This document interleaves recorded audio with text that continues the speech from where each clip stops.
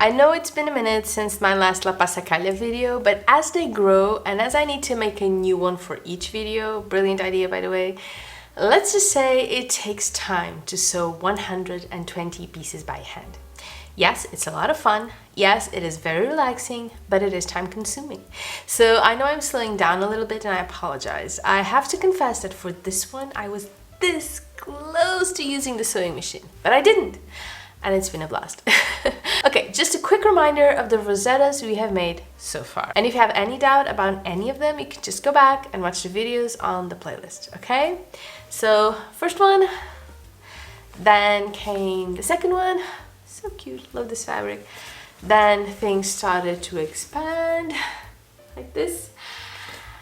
And the last one we made, whew, it's this one. You remember? Can you still see me? Okay, this is what we've got. So, if you have any questions about any of these Rosettas, just go back and watch the playlist, after you've watched this video, because guys, this one is going to be epic.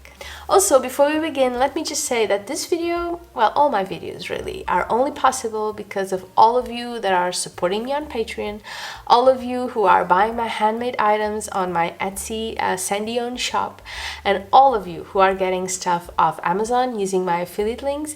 And I have seen a couple of Millefiori books and La Passacaglia templates being bought, so I know there's quite a few of you who are joining me on this adventure, so thank you for that. I am very excited to be doing this with you. I am very excited to be doing this with you, and I want photos, okay? Lots of them. Like I said, I make a new Rosetta for each episode, and this is the Rosetta we are going to be working on today. Huge, beautiful. This would actually make an awesome pet bed top. I will definitely be making a round pet bed with a Rosetta on top. It just looks so lovely. I love making pet supplies. They're always put to very good use around here. And if that's something you'd like to see, just let me know in the comments, okay? I have a ton of stuff I make that I can share with you guys. Okay, now for this Rosetta, I'm all over the place today, guys. Sorry about that. The next step would be to add a new layer made of big pentagons and big diamonds. But I just realized something when looking at my Rosetta schemes, which is that if I make the next 2 layers at once and use the same fabrics, which the original Rosetta templates do not do, I can make pentagon flowers. A quilt that features stars and flowers. Ah, yes, please. So here's what we need. 3 different fabrics, 2 different templates. These 2 right here actually, and you know the drill. I used these seam allowance templates to cut the fabric, then I used my awesome temporary glue pen to add that fabric to my paper pieces, and now I am left with, are you ready? 10 big pentagons in one color, 10 big diamonds in another color, and 30 pentagons in the exact same color as the one we added in our last layer. So these are the bottom of our flowers. So yes, we are adding 50 pieces to our 120 piece Rosetta to make beautiful flowers. And knowing how to do these flowers will actually come in real handy, because we will need to make more to fill the spaces between our Rosettas, when we're assembling our version of the La Passacaglia quilt top. But I'm getting ahead of myself. Let's just make these pretty pink flowers first. So this is what it's going to look like. So we add this one here. We add the different pentagon here. And I guess we could add another one here. Yeah, like that. Okay, so let's just focus on this top right here. We add the pentagon, we add the diamonds, and then we just go around with the other pentagons to make a flower like so. And that's it. This is what our flower is going to look like, and we will be needing 10 of them. Now, I am sorry, but I will not show you the whole thing. It will take hours and hours, and even if I speed it up, it is way too much. In fact, that's a lot of hours for me to be sitting here. Usually I just take it to the sofa or the couch, or whatever you like to call it, where I'm much more comfortable, and the light is just crappy over there, so I'm not going to film it, okay? I will be showing you each new step I take, of course, and then the final result. Does that work for you? Okay, let's go. Okay, so here's what we've got. Our trusted quilt needle, really tiny. That keeps me grounded, you know, that keeps me from making really huge stitches to get it over with. Because it's a tinier needle, I can't really, you know, get too excited about it. And I just keep my stitches short and sweet. Okay, so we are going to start by attaching these pieces right here. And I guess what I'll be doing is I'm going to sew all of these, and only then will I add them to my already existing Rosetta, just so I don't have to keep holding this up because it will get heavy. Let's get started. Now we have talked about the several stitches you can use, about the 2 stitches you can use. I have shown you how to do them both in previous videos, so if you don't recall, you can just go back and watch that one, okay?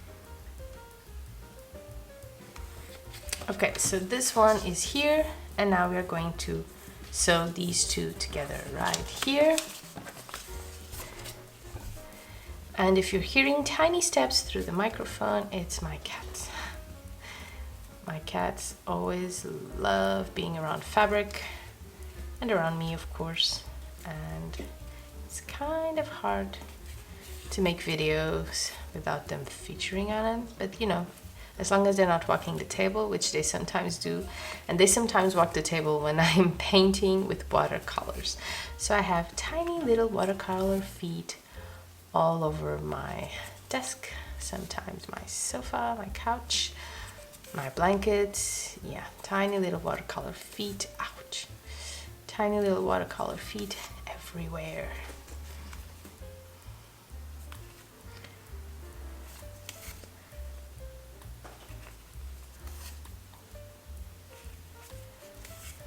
I have to say, even though this stitch takes a bit longer and you really need to be careful with the size of them, I do think these are the ones that tend to catch less of the paper. I mean, you are going to catch the paper. When you're sewing these many pieces, you would have to be, and I'm sure there are lots of people who are that good to be able to not catch them, but I catch them a lot, really. You know, catching the paper on your stitches is fine. You just need to be real careful when you're when you're taking the paper off.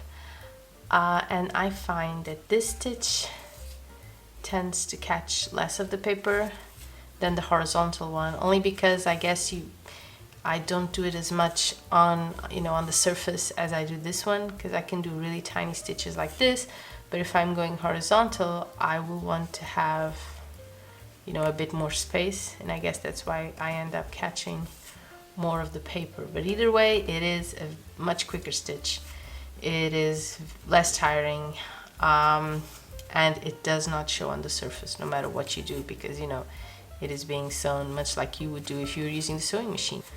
Actually these flowers are going to be, I've just realized, quicker to make than the previous 20 pentagons I had to add to the last layer.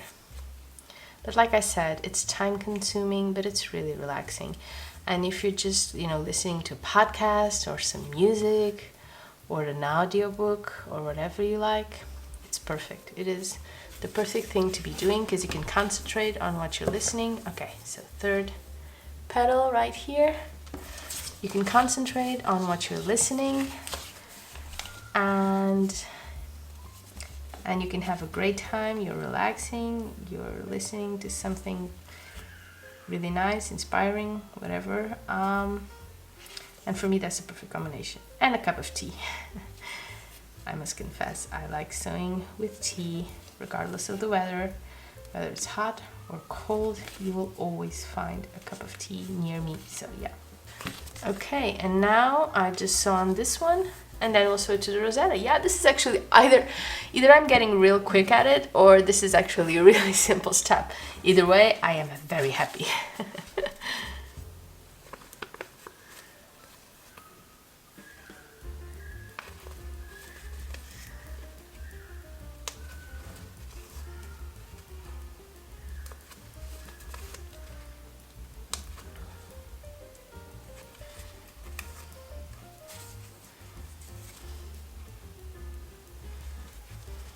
So now we just get our Rosetta and we sew, just like that. Let's get.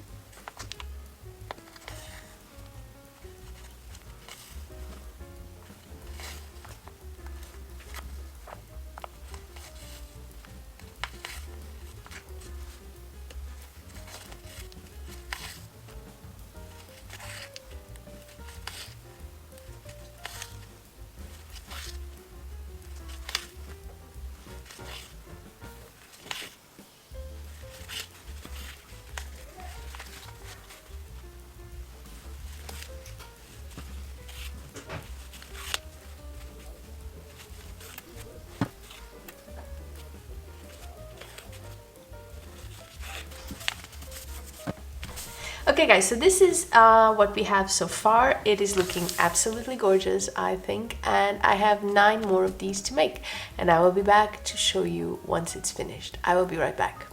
Whew, okay guys, so it's been a while. I have made all my flowers. Let me see if I can show you. Hopefully I didn't mess any of these up. Look at these pretty flowers. They're all done, and now our last step, the final step, is to sew just like we did these, just to sew these all along the initial Rosetta we had, and then we will be done. It's been well, over an hour, surely, not exactly how long. I did expect it to take longer. These flowers, you know, if you make them the way I did, just the heads first and then add them to the bottom, it really helps. It saves a lot of time and it flows really nicely. So yeah, we are about to sew these flowers and I will be right back. And this is what we get, and it is huge. Now I totally get why the Millefiori book offers these pieces a bit smaller than the ones I choose to make, because yeah, this is going to fill up a quilt real quick.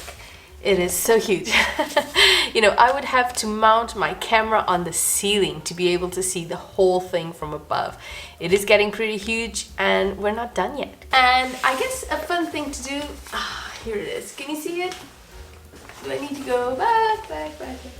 Can you see it like that?